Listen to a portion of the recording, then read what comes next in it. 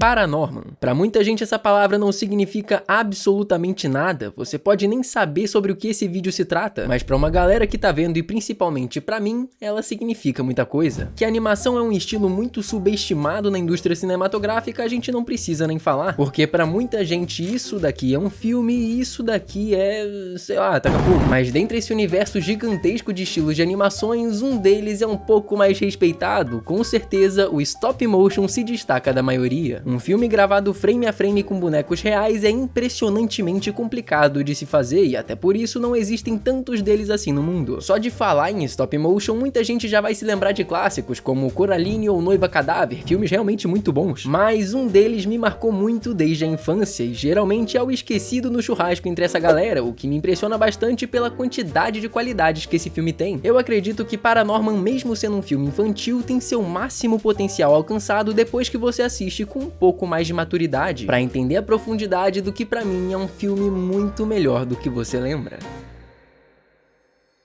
Norman é um garoto solitário e, por algum motivo, apaixonado por zumbis. Ele mora numa casa junto da sua família, composta por clássicos estereótipos que todo mundo já viu alguma vez na vida. Ele tem uma mãe amorosa e acolhedora, um pai que só resmunga o dia inteiro, uma irmã mais velha implicante e uma avó que morreu. Mas eu tô contando com ela aqui justamente porque o Norman é um pouco diferente dos outros garotos. Ele nasceu com a capacidade de conversar com espíritos de gente já falecida. Durante todo o filme ele é tratado como diferente em qualquer ambiente que seja, por conta dessa habilidade. Em casa, a família acha que ele é um anormal, na escola todo mundo conhece ele como o esquisitão dos fantasmas. Só de assistir esses primeiros 10 minutinhos, você já entende a exaustão constante que persegue o garoto todos os dias. Essa se torna a ideia principal da parte dramática durante todo o filme, como as pessoas enxergam essa habilidade, já que embora o longa seja facilmente encaixado em gêneros tipo aventura, comédia e terror, o drama com certeza é essencial para tornar essa história única. Seu pai e sua irmã o humilham constantemente, desejando que ele fosse um garoto normal. Será que você não pode ser que nem os meninos da sua idade e montar uma tenda no quintal? Ou fazer carpintaria? A mãe do Norman, por outro lado, embora tente acolher e entender o ponto de vista do garoto, convenhamos que não é fácil comprar essa ideia. Ela acredita que isso faz parte de uma fase de luto pela perda da avó, que isso não passa de algo momentâneo. E assim, a gente sabe que o Norman realmente vê gente morta, logo ela tá errada, só que mesmo assim a ideia dela é muito mais coerente do que simplesmente humilhar o moleque a troco de nada. Norman se sente muito deprimido, já que ele é constantemente excluído e perseguido pelos famosos bullies na escola, mas em um momento de fragilidade, ele conhece um garoto bem esquisitinho chamado Neil. E embora muito diferentes em vários aspectos, né, o Norman sendo esse introvertido e raivoso com a sociedade, enquanto o Neil é super extrovertido e alto astral, os dois dividem essa mesma dor de perseguição na escola. O Norman por ser o maluco dos fantasmas e o Neil só porque ele é gordo mesmo. Eles têm uma visão de mundo bem diferente e até filosófica quando se trata dessa rotina. Neil acredita que não existe forma de combater esse tipo de gente, ele aceita porque isso é inevitável. Ele também fala que se o Norman tivesse oportunidade, se ele fosse mais forte, ele provavelmente também faria bullying, porque essa é a lei de poder. Já o Norman é mais caladão, ele não fala muito sobre, mas só pelas atitudes a gente já dá uma concluída que ele provavelmente pensa o contrário de tudo isso. Durante esse papo cabeça, eles seguem andando pela rua tranquilamente. Que isso? Um mendigo? Não, é só o tio do Norman. Um cara que ficou completamente maluco por também compartilhar da capacidade de enxergar gente morta. Ele aparece aqui pra falar com o sobrinho sobre algumas visões que o Norman vem tendo há um tempo e que com certeza isso envolve a maldição da bruxa. O Norman fica meio receoso em falar com esse cara, até porque ele sempre é aconselhado a manter distância, mas agora tanto faz, porque o tio conta que o Norman vai ser o sucessor pra impedir que essa maldição aconteça. Só que antes dele terminar de falar, o Neil espanta o velho maluco e manda ele de volta pra casa. Ele chega em casa, pega um livro e morre. Opa, pera aí que eu acho que... Não, ele morre mesmo. Então agora sim, só o Norman pode parar a maldição sem a ajuda de ninguém. Basicamente, uma pessoa que tem uma conexão única com o mundo dos espíritos, no caso antigamente era o tio e agora o Norman, uma vez por ano em um dia específico tem que ir ao túmulo da bruxa e ler o conto da Bela Adormecida, para que o espírito dessa entidade também adormeça e não queira se vingar até o ano que vem. Então o Norman vai até onde ele acha que é o local no dia correto e na hora dele concluir a leitura do conto, o Alvin, que é um dos caras que fazem bullying na escola, tava pistola pistolaço com ele e chega do nada já roubando o livro, bem no momento que o dia tava acabando. Então agora de vez a bruxa tá acordada. Isso desencadeia uma série de coisas paranormais, incluindo a ressurreição de 7 mortos-vivos que estão ali pra atormentar essa turminha do barulho. Quem se junta pra ajudar o Norman e o Alvin são o Neil, a irmã chata pra cacete do Norman e o novo personagem, que no caso é o irmão do Neil, servindo pra ser o estereótipo de jovem atleta que só se preocupa com o corpo. E spoiler, ele é disparado um dos melhores personagens. Meu amor, eu sinto muito. Vai ficar tudo bem. Nós vamos resolver essa parada juntos, tá? Aqui o filme coloca em xeque essa parte de terror clássico que ele tem. Bruxas, zumbis, fantasmas e um grupo de adolescentes salvando a cidade. Tudo bem naquela dinâmica Scooby-Doo. Isso tudo é intencional, até porque a cultura pop é muito bem representada por aqui. Durante o filme aparecem diversas referências a filmes clássicos, tipo Sexta-feira 13 e Sexto Sentido. E assim, dá pra ver que os caras estavam colocando carinho pra fazer um visual marcante pras criaturas que aparecem. Tanto que na época de produção foi pedido pra que eles dessem uma amenizada no design, porque tanto os zumbis quanto toda essa estética mais sombria poderia afastar um pouco o público infantil do filme. Mas aparentemente eles cagaram e ainda bem, porque isso daqui ficou muito bom e muito memorável. Eu lembro certinho de cada um dos zumbis, mesmo tendo assistido esse filme há mais de, sei lá, 10 anos atrás. Uma coisa que eu ainda não expliquei, mas vai ser importante pra continuação da história, é basicamente como funciona a lógica da morte nesse filme. Resumindo, se você morreu de um jeito repentino ou tem alguma pendência que não foi cumprida em vida, você se torna um espírito. E se você morreu de causas naturais ou concluiu essa pendência depois de morto, você pode enfim descansar eternamente. A única exceção a essa lógica aparece bem no comecinho, quando uma professora explica que na fundação da cidade essa mesma bruxa foi morta por parte da população. 7 pessoas abençoadas que buscavam trazer a pureza pro local foram amaldiçoadas pelo espírito vingativo da bruxa. E agora, quando ela despertasse, eles se tornariam mortos-vivos. Mas as coisas nem sempre são como parecem. A gente começa a entender melhor quando em certo momento o Norman é atingido por um raio lançado pela bruxa. Quando isso acontece, ele tem uma visão parecida com as que ele estava tendo anteriormente, só que dessa vez foi um pouco diferente. Ele é levado ao dia da execução da bruxa, descobrindo que os zumbis até então vítimas dessa entidade na verdade eram um juiz e suas testemunhas. Testemunhas de que Agatha Prendergast estava praticando feitiçaria e por isso ela é condenada à execução por enforcamento. E o seu crime foi revelar que consegue se comunicar com os mortos. Quando a gente olha pra Agatha, descobrimos que na verdade a tão temível bruxa da cidade era só uma criança.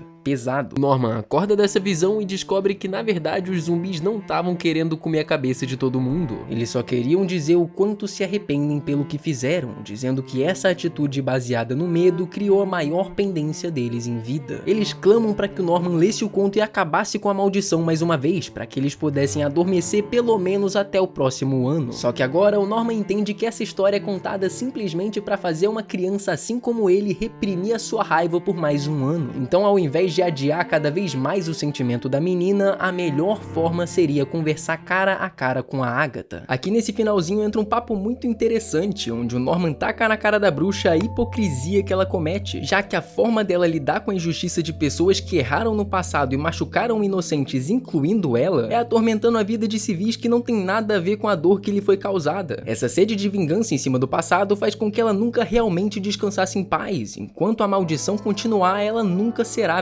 verdadeiramente livre. Em vida ela sofreu na mão de pessoas ignorantes, mas com certeza até mesmo naquela época alguém era bom e realmente a amava. As coisas ficam mais tranquilas, ele consegue convencer a Agatha e numa cena linda ela finalmente consegue descansar em paz nos ombros do Norman, enfim se libertando da maldição, assim como os zumbis que foram perdoados pelas crueldades que cometeram com a menina. A cidade toda comemora, novos amigos aparecem e o Norman finalmente se sente menos sozinho.